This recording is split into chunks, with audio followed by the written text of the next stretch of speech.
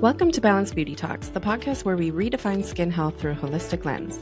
I'm Natasha, an esthetician and nutritional practitioner passionate about helping you nourish your skin from the inside out. I'm Dr. Khadijah, an esthetician and naturopathic doctor here to explore the natural pathways to radiant skin. And I'm Alicia, an esthetician and skincare enthusiast. Together, we're diving deep into the world of aesthetics, merging modern treatments with internal wellness so you can achieve long-lasting results without compromising your health. Whether you're a seasoned professional looking to elevate your practice or someone seeking effective solutions for conditions like acne, you're in the right place. Join us as we share expert insights, inspiring stories, and practical tips that empower you to embrace a truly balanced approach to beauty. So get cozy and prepare to transform the way you think about skincare. Welcome to Balanced Beauty Talks. Please note that the information provided in this podcast is intended for educational and informational purposes only. It is not a substitute for professional medical advice, diagnosis, or treatment. Always seek the advice of your physician or other qualified health provider with any questions you may have regarding a medical condition. Never disregard professional medical advice or delay in seeking it because of something you heard on this podcast. Your health and well-being are important, and we encourage you to make informed decisions. Welcome back to Balanced Beauty Talks. You've probably heard a lot about the 80-20 rule, but here's the catch. There's actually two versions of it. One says 80% of your results come from 20% of your actions, and the other says if you're consistent with healthy habits 80% of the time, you can enjoy the other 20% guilt-free. Both are super powerful, and today we're applying them to skincare, wellness, and life. Okay, so what are the two versions of the 80-20 rule? Yeah, so the first version is the Pareto principle. So essentially, it originated from an Italian man who did agriculture. So he started to realize that this principle of 80-20 was all around him. For example, with food, growing peas, the 20%, which is the pea pod, grew 80% of the food, which was the peas. And so he started to realize that principle all around in life and lifestyle and the way we just moved forward in whatever it is that we valued really had this 80-20 principle that was a huge component to people's success. 80% of the crops were owned by 20% of the people. And so he kind of kept going on with that theory and realized how much of an impact it had in the way he was living every day. So we are going to talk a little bit about that principle and how it applies to skincare, along with the principle that I think most people in skincare are more aware of, which is 80% of your life being in the direction of your goals. So if wellness, health, skincare, the way you live your life 80% of the time is going to be where the biggest impact is, where the 20%, it's really important to just let go, do things guilt-free, eat the ice cream, do the things that you want to do. And that 20% is like, the soul food. So we're going to talk about those two versions and how they apply to skincare. Okay, so when it comes to skincare in general, when we're looking at the 80% and the 20%, the 80% would be basically what you're doing at home and what you're doing very consistently on a daily basis to move the needle. And I guess that's where most of the consistency comes in. So what is your skincare routine? What products are you using on your face? What order are you doing them in?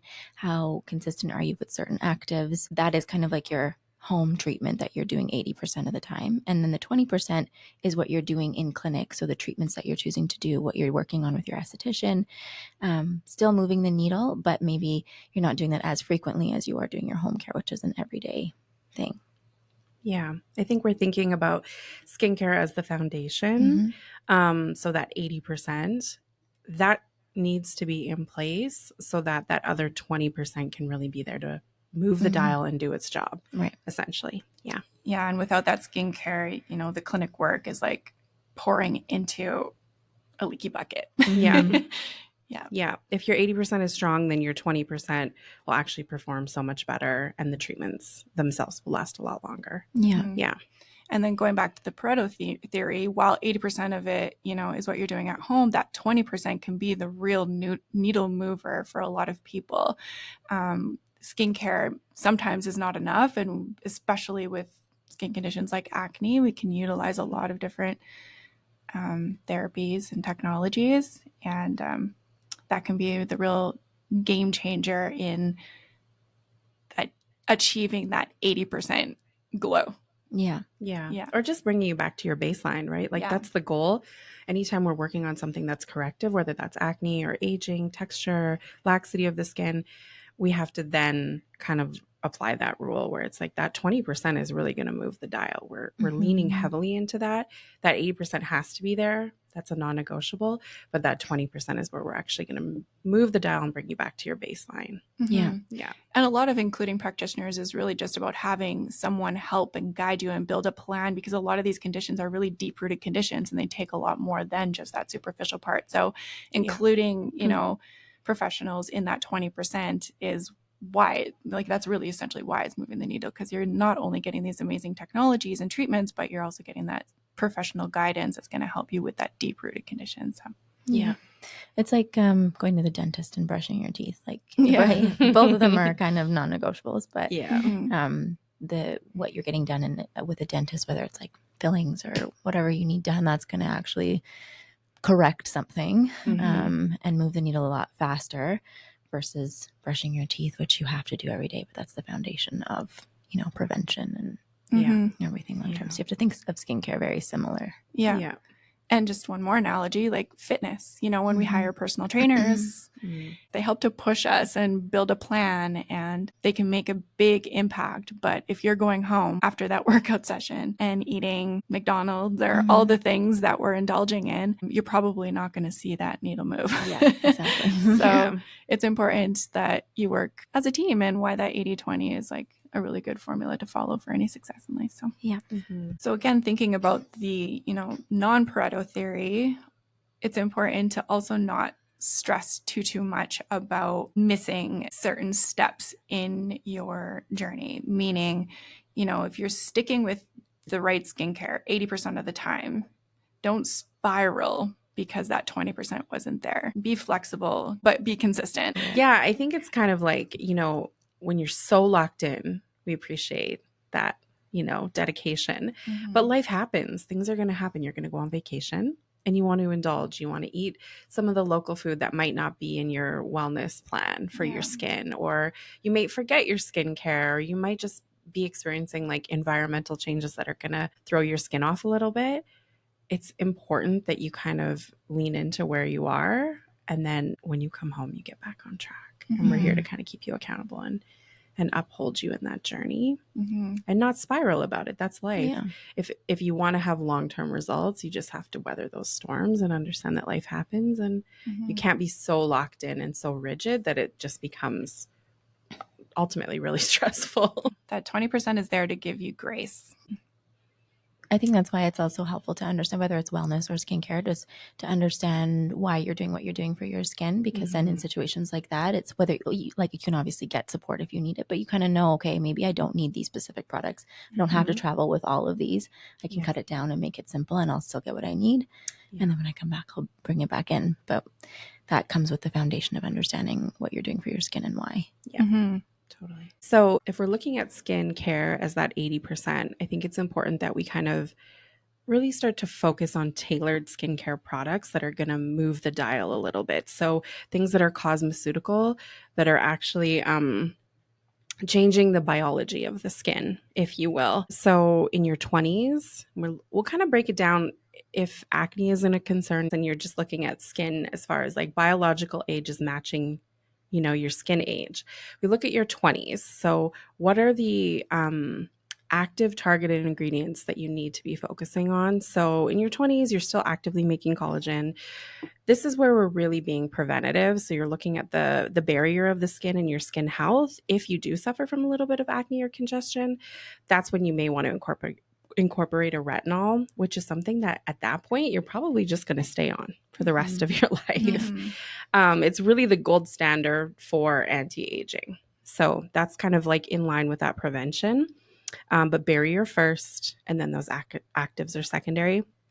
In your 30s, as your collagen production starts to slow down, we're looking at fine lines starting to appear, a little bit of pigmentation, just the degradation of that collagen. It really starts to show in the skin. So your 30s is the decade to add in antioxidants like vitamin C. If you haven't started a retinol in your 20s, that's where you're going to start to incorporate a retinol, and you're really still going to focus on that strong hydration. 40s, the signs of aging are starting to accelerate. Now we're really burning through that stored collagen that we have, and we're no longer making the collagen. So deeper lines start to form, drier skin with hormonal changes, like moving into perimenopause, and we see that drop in estrogen, we really see a significant drop in hydration levels of the skin.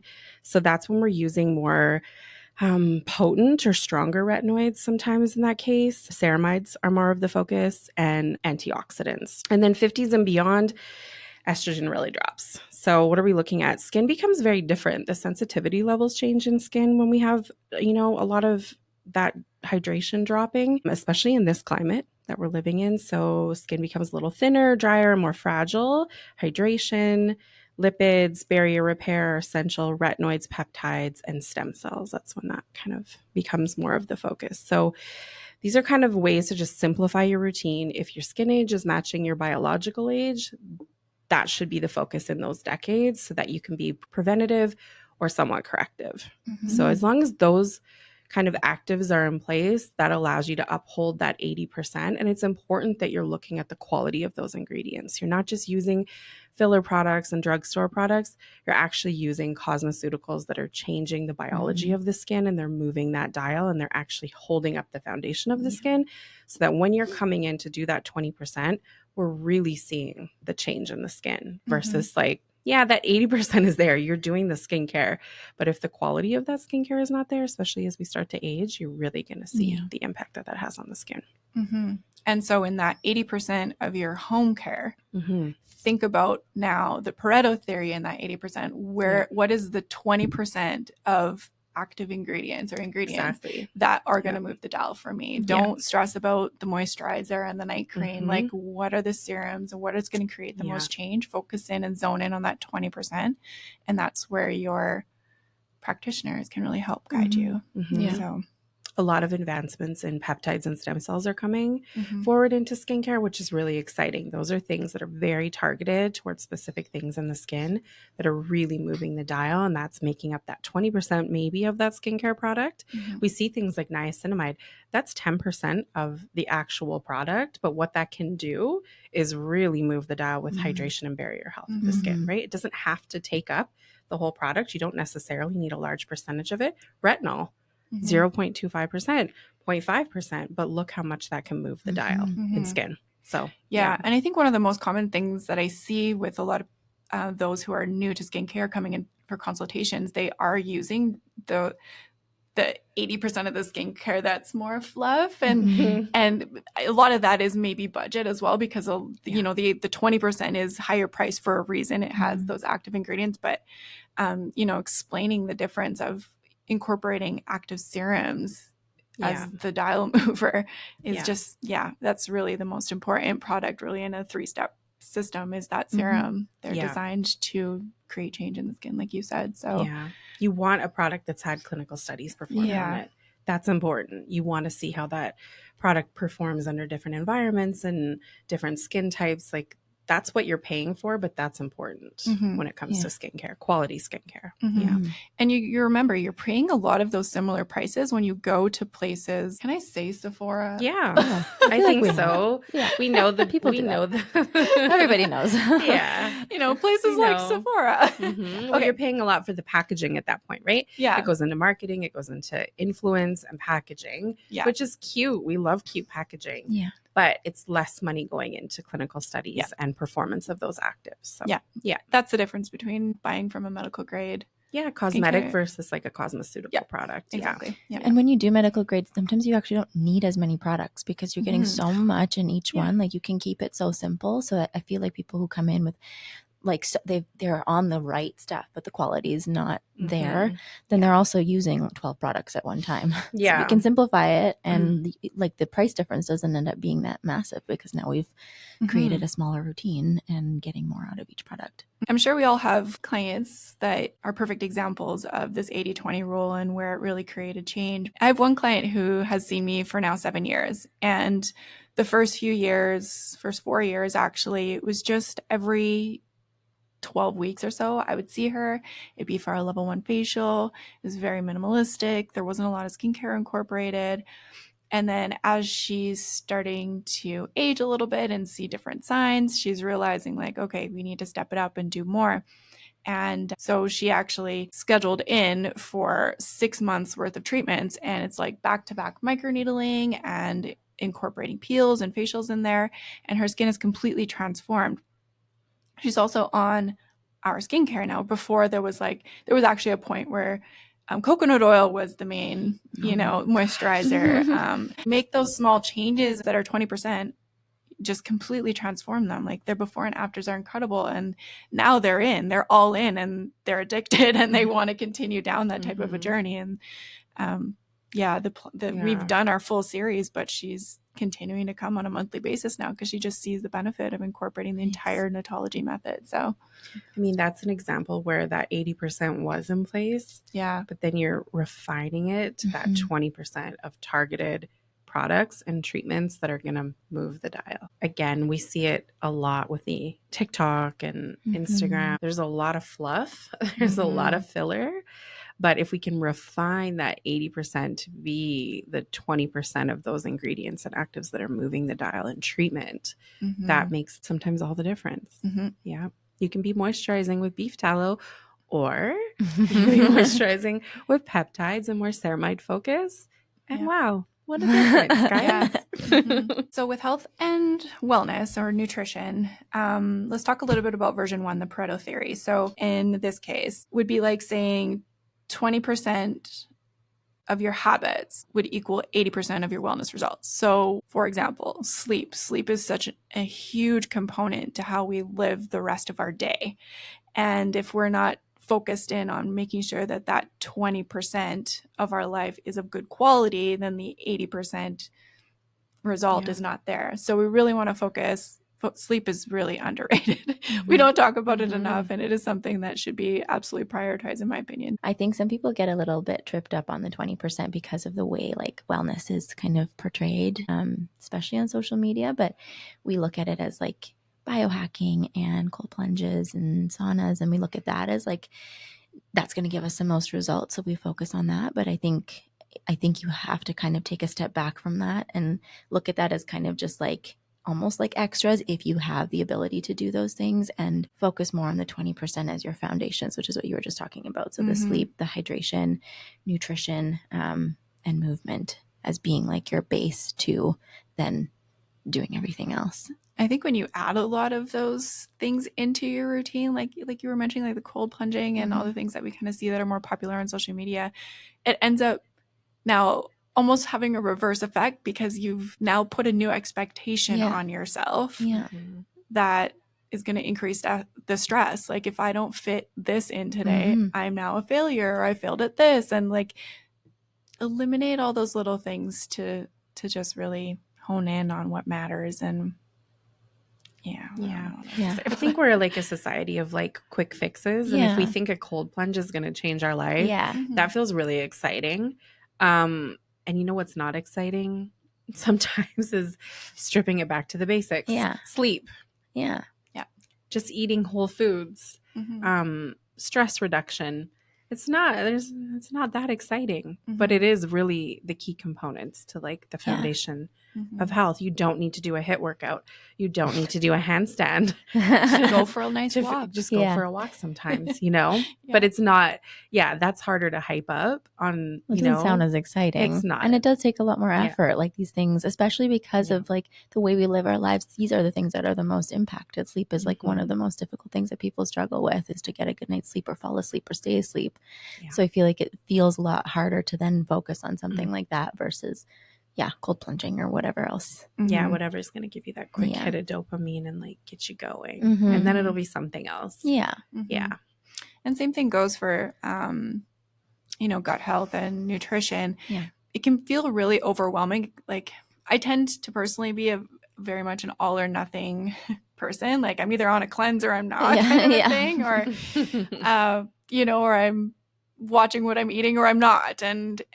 But that's a dangerous mentality to be in. And I think if that's a common characteristic that you have, that again, honing in on that 20% that's going to make the most impact out of all the things that you eat or all the things that you could focus on eliminating or adding to, what is that one thing? And for me, it would be sugar. Sugar would help the elimination of sugar would help, my overall gut health, the way my mental health is going, how I'm energetically throughout the day, and then the decisions that I make with the food the rest of the day, so that to me would be my 20% focus. That's going to make the greater impact for that 80% result. But then that's a good transition into the second version of the 80-20 rule, where, 80% of the time we want to focus on those wellness goals and live our life that way. But that 20% that we are just kind of letting go and enjoying those foods. But even, I guess, like just consistency and whatever, if you are working on some wellness goals, like being consistent with them 80%. Sometimes things are going to be impacted. Sometimes you like want to have a night out, or like your sleep may not be like the first priority. But if 80% of the time you're doing that, because a lot of people even recommend like waking up and sleeping at the same time every single day, but that's not always realistic with the way life is. So like just being consistent with whatever wellness goal it is as much as you can to get the best that you can out of it. And then 20% of the time, just, like don't get stuck on it and enjoy what you want to enjoy in that moment and then go back. Yeah. Building a sustainable plan is stronger and greater than perfection. Yeah. Well, perfection doesn't exist. Like it's impossible to work towards that. And if you're trying to work towards that, it's going to, it's not going to work out. So it's better to kind of work. It's the same as skincare. It's the same as supplements. Like everything kind of fits under the same thing. Be as consistent as you can. Don't aim for perfection. And then like leave room for fun and other things too. Perfectionism is actually a really dangerous trait for yourself. Yeah. In all areas of life, the way you live your life, the way you eat, the way you do your skincare, the way you think about business, the way you think about your career. It just keeps you from moving forward a lot of the time. So it really boxes you in mentally too, when you could be a little bit more expansive and open and just a bit more fluid. I've always said leave room for magic, and you can apply that to that's cute. Everything in your life. I like that. Okay, so just a quick recap on those two rules. So the Pareto version, do the right 20% to get 80% of those results. And the lifestyle version, stick to habits 80% of the time and enjoy the 20% guilt-free. This week, we have a challenge for you. Choose one area, skincare, wellness, or life, and ask yourself, what's my 20% that makes the biggest impact? Or where can I give myself grace to enjoy the 20% guilt-free? Nice. And if you're curious what that 20% looks like in your skincare, book a consultation at Natology. We offer complimentary consultations where we can really refine that 20% for you, so you're not wasting time, money, and energy on all of the wrong things. And thank you for tuning in to Balanced Beauty Talks. I hope you enjoyed this episode. Make sure to follow the podcast, leave us a review, and share it with a friend who is interested in skincare and wellness. Perfect. See you next time. Bye.